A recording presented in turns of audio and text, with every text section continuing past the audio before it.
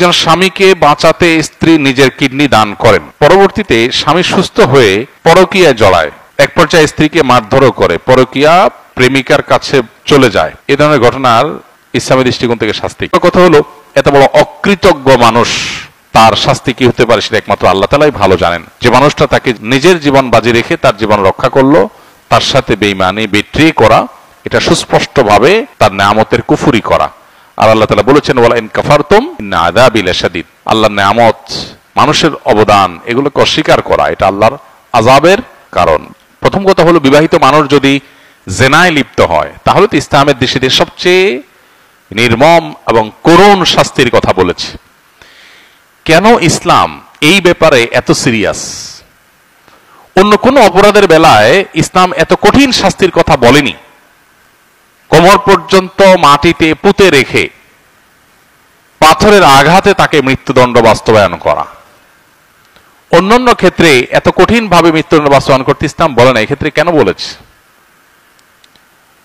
যদিও এই ধরনের শাস্তি বাস্তবায়নের ঘটনা সকাল বিকাল বা প্রতিদিন প্রতিনিয়ত ঘটবে না, এই জন্যই তো এই ধরনের অপরাধ প্রমাণিত হওয়ার জন্য অনেক কঠিন কঠিন শর্ত দিয়েছে শরীয়ত।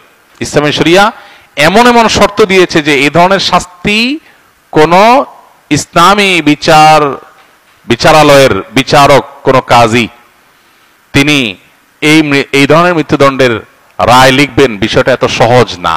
এটা লেখার আগে তাকে অনেক শক্ত শক্ত কঠিন কঠিন দলিল প্রমাণ হাজির করতে হবে।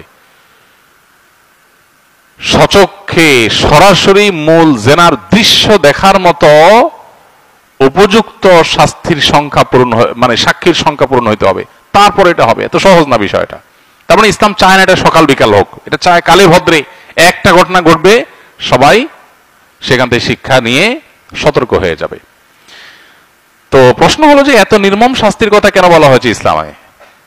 এর উত্তর হলো, কারণ হলো মানব সভ্যতা পৃথিবীতে টিকে থাকবে বিবাহের সুস্থ স্বাভাবিক ধারার মাধ্যমে।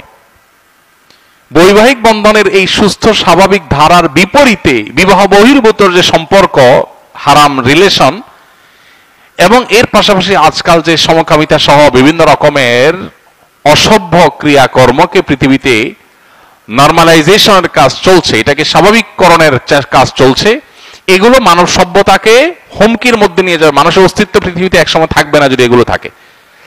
ডক্টর খন্দকার আব্দুল্লাহ জাহাঙ্গীর রহমাল্লাহ বলতেন যে একটা বড় সাইক্লোন, একটা বড় ঘূর্ণিঝড়, এরকম বড় কোনো বিপদ, জলোচ্ছ্বাস, এগুলো একটা এলাকার মানুষকে শেষ করে দিতে পারে, পৃথিবীর মানুষকে ডুবে শেষ করে দিতে পারে, এরপরও মানুষ কিছু বেঁচে থাকবে। কিন্তু মানুষের যে টেন্ডেন্সি, বৈবাহিক সম্পর্কের মধ্য দিয়ে সন্তান জন্ম দেওয়ার যে প্রবণতা, এটা যদি কমতে থাকে তাহলে কি হবে? একটা সময় মানুষের অস্তিত্ব সংকটের মধ্যে পড়বে, পৃথিবীতে মানুষ টিকে থাকে কঠিন হবে, হারিয়ে যাওয়ার উপক্রম হবে। এখন পশ্চিমা পৃথিবীর অনেক দেশ শুধুমাত্র এই সমকামিতা সহ এই জাতীয় বিষয়গুলো, যেগুলোকে তারা উদারতার অংশ মনে করে, এগুলোকে তারা মানসিকভাবে সমর্থন করে, তারা পর্যন্ত সরকারিভাবে এখন অনেক দেশে নিষেধাজ্ঞা আরোপ করছে এই জাতীয় বিষয়কে। কেন? শুধুমাত্র মানুষের জন্মের হার বাড়াবার জন্য। কারণ মানুষের জন্মের হার কমে যায়, এভাবে টেন্ডেন্সি চেঞ্জ হয়ে যায়, প্রবণতা শেষ হয়ে যায় মানুষের। যে সমস্ত দেশ এই বিবাহ বিরোধী সম্পর্ককে অ্যাপ্রিসিয়েট করে, সেই সমস্ত দেশে, সেই সমস্ত সমাজ দেখবেন মানুষের জন্মের হার কমে গেছে। মানুষ যে কি জিনিস, মানুষ যে কত মূল্যবান সম্পদ, এটা ওই সমস্ত দেশগুলো হাড়ে হাড়ে টের পাচ্ছে। এই জন্য এই ধরনের পরকীয়া সম্পর্ককে ইসলাম সবচেয়ে জঘন্য অপরাধ হিসেবে সাব্যস্ত করে। আজ এটা ঘরে ঘরে হচ্ছে, যেটাকে ইসলাম সবচেয়ে কঠিন শাস্তি দেয় যে অপরাধের, সে অপরাধ এখন জনে জনে ঘরে ঘরে হচ্ছে, এবং এটাকে নরমালাইজেশন করা হচ্ছে। বিনোদনের নামে, নাটক সিনেমার নামে অনেক অসভ্যতার চর্চার মধ্যে থেকে একটা হলো এই পরকীয়াকে অনেক ফিল্মের মাধ্যমে নরমালাইজেশন করা হচ্ছে। এগুলোর ভয়াবহতা কত বেশি সেটা যে সমস্ত সমাজ, যে সমস্ত রাষ্ট্র এগুলোকে নরমাল করেছে, তারা হাড়ে হাড়ে টের পাচ্ছে। তারা এখন প্রণোদনা দিয়েও সন্তান জন্মের হার বাড়াতে পারছে না। সো এ ধরনের অপরাধ আল্লাহর কাছে সবচেয়ে জঘন্য অপরাধ। তবে এ ধরনের অপরাধের যে শাস্তির কথা বললাম, সেটা কার্যকর করবে ইসলামের বিচারিক আদালত। এটা কোনো ব্যক্তি, কোনো গ্রুপ বিশেষ কেউ কারোর বিরুদ্ধে চাইলো আর বাস্তবায়ন করলো, এলাকা এলাকায় বিচার বসায়া সেটা করার কোনো অধিকার কাউকে দেওয়া হয়নি। অতএব সে বিষয়ে সাবধান থাকতে হবে। আর সবচেয়ে বড় কথা হলো, এত বড় অকৃতজ্ঞ মানুষ, তার শাস্তি কি হতে পারে সেটা একমাত্র আল্লাহ তাআলাই ভালো জানেন। যে মানুষটা তাকে নিজের জীবন বাজি রেখে তার জীবন রক্ষা করলো, তার সাথে বেঈমানি বিট্রে করা, এটা সুস্পষ্টভাবে তার নেয়ামতের কুফরি করা।